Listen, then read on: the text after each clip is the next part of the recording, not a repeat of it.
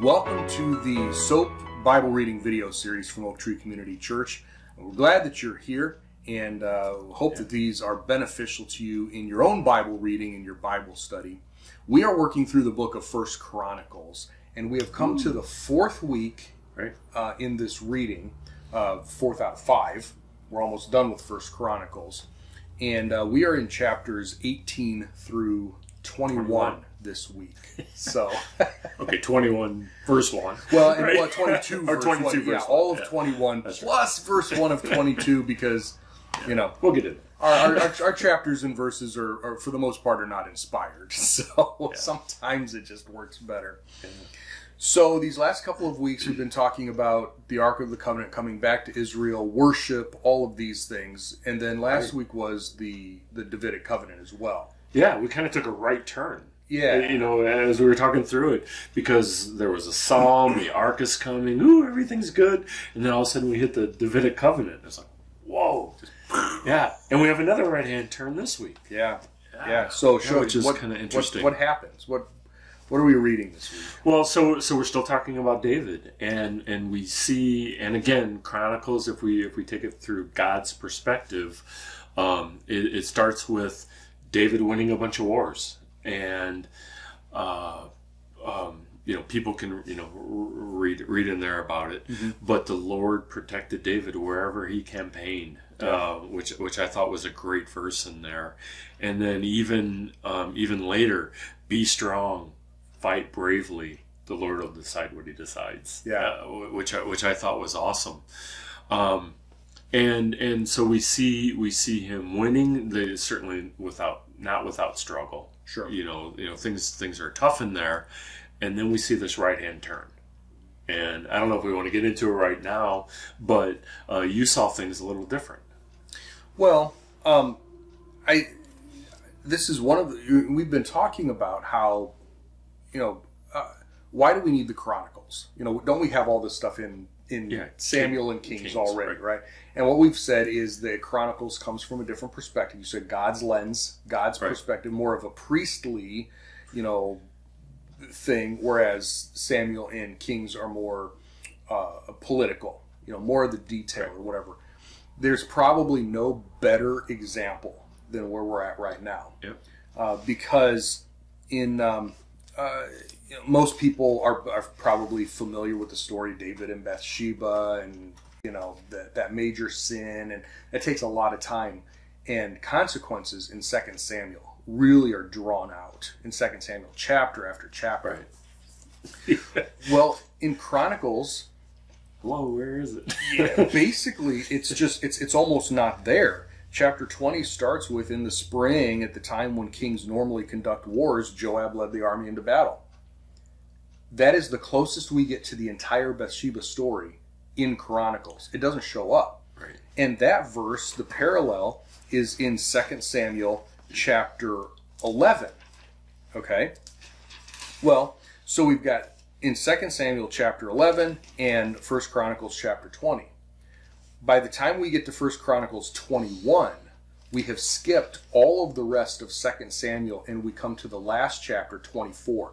So there's a 13-chapter jump in 2 Samuel in the space of the 8 verses of chapter 20 here in 1 Chronicles. Right. So none of the rest of the stuff in 2 Samuel is recorded again. So there is no, we just read this. It's not in there. Then the rest of 1 Chronicles is not found in 2 Samuel or Kings, in 1 Kings. So there's this gap in between 2 Samuel and 1 Kings where we just jump straight from this sin of David, not the Bathsheba, but the other one, right, that we're going to talk about, this sin, and then we start handing it over to Solomon, okay? In 2 Samuel, it's just David started to prepare for a temple. Chronicles, we get chapter after chapter of how David prepared for the temple. So this is one of those places that it's not a parallel. This is really... really more information. Different information. Yeah, right. Different information. Right. And at first less, right? Because all of a sudden we take a right-hand turn where an adversary shows up and is egging David to count his troops. Right. And then all of a sudden we're into sin. Yep. And I stopped, reread the 2 verses again, and went, "Where's the sin?" Yeah. So we had to go to a little commentary for that, but David ends up forcing a count of the soldiers, and they had 1.1 million, by the way, because it was in there, but there seemed to be a sin in there too, and the consensus just that I got from reading commentaries was not trusting God. So if David is leading all these troops and David is having victory through God, does the amount of troops really matter? I mean, we've seen in other places where Gideon had to reduce the amount to prove, you got 300, send them all home, keep 30 type of deal. The amount of troops doesn't matter. Right. Same way here, where in most everybody's mind, the more people means the more victories. Right.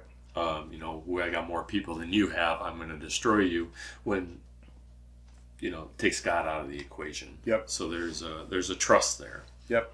So a trust has been broken, and an interesting point later in the readings is David confesses his sin, but sin has consequences. Right. And David gets to pick his consequence, which is this the only time? It's the only time that I can think of where God allowed that. We see, parents do that sometimes, right? Yeah, true. Yeah, you get 1 week of not watching TV or something else. Yeah, right. So there's very much, even though David, whatever this gross sin was, and we could get into that in just a bit, but last week you used the term that when David was sitting there in the tent talking to God, there was a familiarity. Yeah. And I see that sort of carrying over here, where God didn't just come in and just start spanking him. He's like, hold on a second here. What you have done is a major issue. And so here are your options. Right. God actually talked him through it. Yeah. Yeah. Which is really interesting. And we could spend all day trying to decide why. Right. Yeah. Right. For short term, he's the king. He's the king of Israel, so he needs to think broader than himself. Right. And maybe that came into play here. Yeah. Yeah. So he's given 3 choices. Yeah. Well, and it's also a good reminder that the higher you get on, the chain of command, or the higher you get in responsibility, sin affects more and more people around you. Right. Yeah. As a parent, as a pastor, as a business leader, as a politician. Right. The higher you get, the more people are affected by. Yeah, that's not just us. That's a very, very good thing. Yeah. Yeah. They talk about the weight of responsibility, and that really is the weight. Yeah. That's on there. So right, three options, right? 3 years of famine, 3 months of being chased by your enemies and struck down. Yeah. Or 3 days of being struck down by the Lord by a plague. Right. None of those are good. Well, there's the Band-Aid thing, right? Do you take the Band-Aid off slow and do a 3-year thing and you have pain for 3 years, or do you rip it off and get 3 days? Yep. So David picks the 3 days. Yep. But his reasoning was good too. I prefer to be attacked by the Lord because His mercy is very great. Yeah. I don't want to be attacked by people. Right. By men. And that was awesome. If I sinned against God, I want God to come back. Yeah. So for 3 days, it said, I believe, 70,000 Israelite men died. Yeah. I think that there's more than that. Well, maybe. I mean, it could be a round number. It could be. No, I mean, women and kids. Well, too. see, I don't think so. Yeah. And here's why: because this was in response to him counting his army. Oh, and interesting. Only men were soldiers. And according to the book of Numbers, any man who was at least 20 years old and older could be counted for the army. So he just counted all the men. Right. Okay, not the Levites, because they're never counted. And right. Chronicles says that not even Joab didn't count the Benjaminites, and we're discussing why that was in, whatever. But he just lost 70,000 soldiers. Right. in 3 days Right. that he had just counted. Oh, but that 2 Samuel says took 9 months to do this census. In 3 days, he lost 70,000 out of his million plus. Yeah. Interesting. I just thought, it's kind of like losing a battle. Yeah. He was attacked by the Lord. By the way, and you already said that God was winning all these victories for him in chapters 18 and 19. Well, now God is on the other side. Right. And right. wipes out 70,000. Right. So here's what I think the cool part is. One, it wasn't me right there. But as you're reading and you see this as the major thing, this isn't the major part of our reading this week. Right. If we're looking through God's perspective. So like last week where it took a right turn and we got the Davidic covenant, we take another right turn this week. Now there's a whole section in here talking about the angel of the Lord, which I find fascinating. Yeah. I think this is the pre-incarnate Jesus. Yeah. I think this is the pre-incarnate Messiah. Yeah. And David spoke to him and prayed, and the whole. I think that's huge. Yeah. So David physically sees him. Yeah. He doesn't run and hide. He accepts responsibility for his actions. Yep. And to me, it seems that his thoughts turn first to, look, just take me. These people didn't do anything. Right. Which is the heart of a leader. Yep. And really kind of amazing. But then it comes down to David wants to build an altar there. And that's where the story really turns. Yep. And there's a whole sub-story of, does he buy this, or, is it given to him? Because nobody wants anything to do with his land now. Right. Because everybody's scared of it. He does end up buying it. Yep. I have no idea if it's a fair price or not, but we assume it is. And this turns into where the temple is going to be built. And that's what we get out of, I think, 22 verse 1. Right? Yep. Yeah, kind of I love these.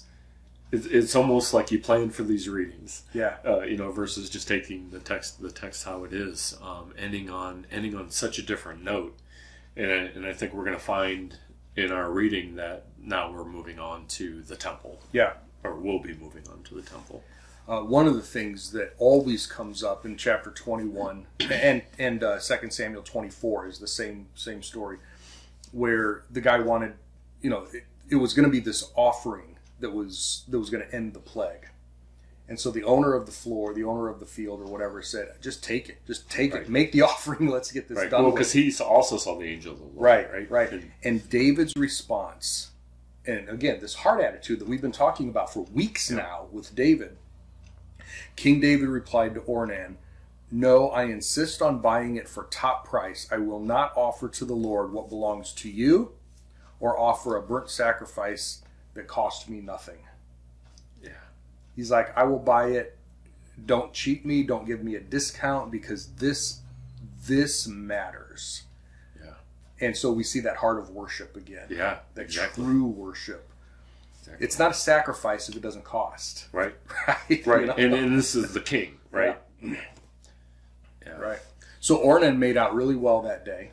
The plague was stopped. Yeah. David got right with God, and he sets a model for, no, you giving me something and me handing it on to God is not me doing this. Yeah.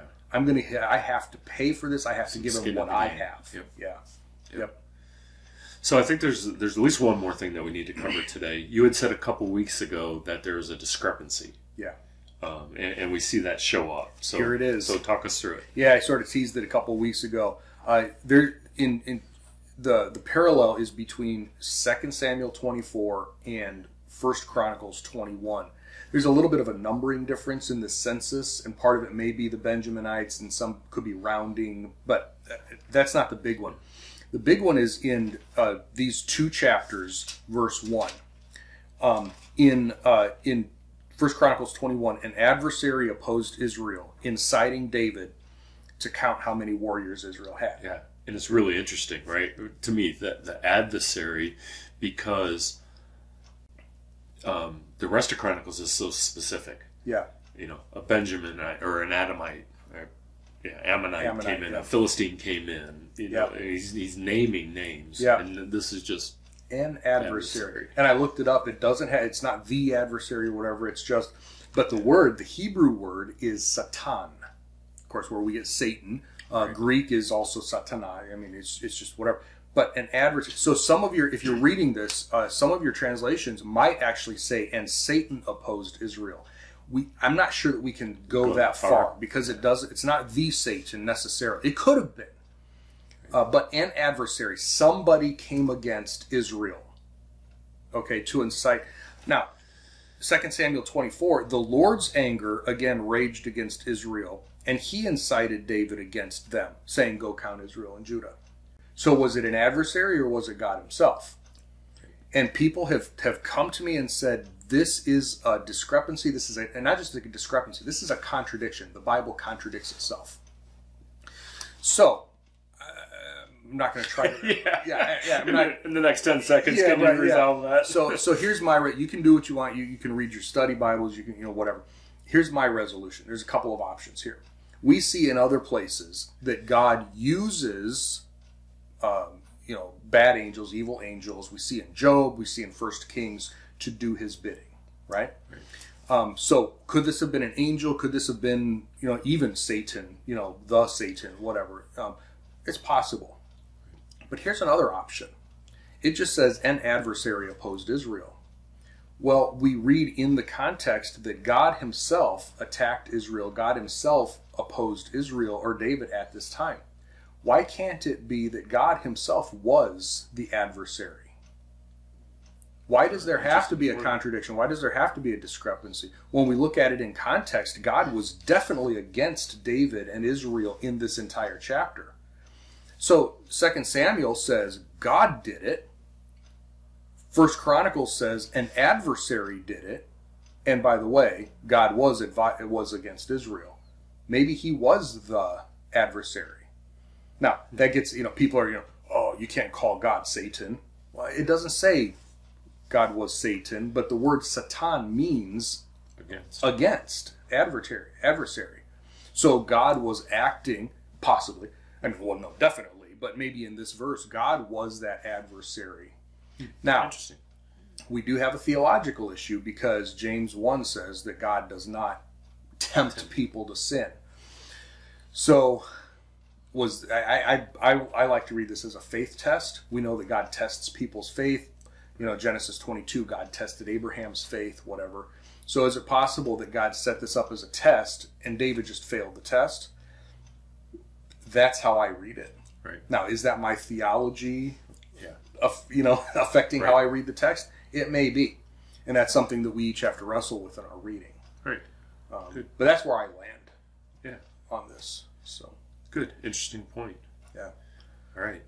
I think the cool thing is David understood what he did. He owned up to it and got himself right again with God. And then that then shows through even with buying the land in there. And that's part of the path process, right? The knowledge, self-control, perseverance, and godliness. Sometimes we just blow it. Sometimes we blow it on the self-control. Sometimes we blow it on the perseverance. Yep. And we have to go back and do that part again and confess our sin and be made right with God. And then and a key point, at least in my mind, is he confessed his sin, but there was still consequences. There's still consequences. Right? Sin can easily have consequences. Yep. And the more responsibility you have, the broader that umbrella is. Right. Why is all of humanity under Adam's sin? Well, he was. Yeah, he was the. We see this principle everywhere. Because every man on earth sinned. Exactly. Right. Exactly. So, well, for next week we will finish. We'll skip a few things in here again, but for next week we'll finish 1 Chronicles with some stuff that doesn't really show up anywhere else in the Bible. Oh, nice. So you definitely, this week we're reading this. Make sure you let us know what your takeaways are. We really like to hear those. And then next week we'll finish up 1 Chronicles with some really, really cool stuff that we can't wait to talk about. and then we'll get into 2nd Chronicles after that. Yeah, so keep reading, keep studying. And keep sharing with us and other people what you're learning, because that's the best way to learn is to teach others. So, see you next week.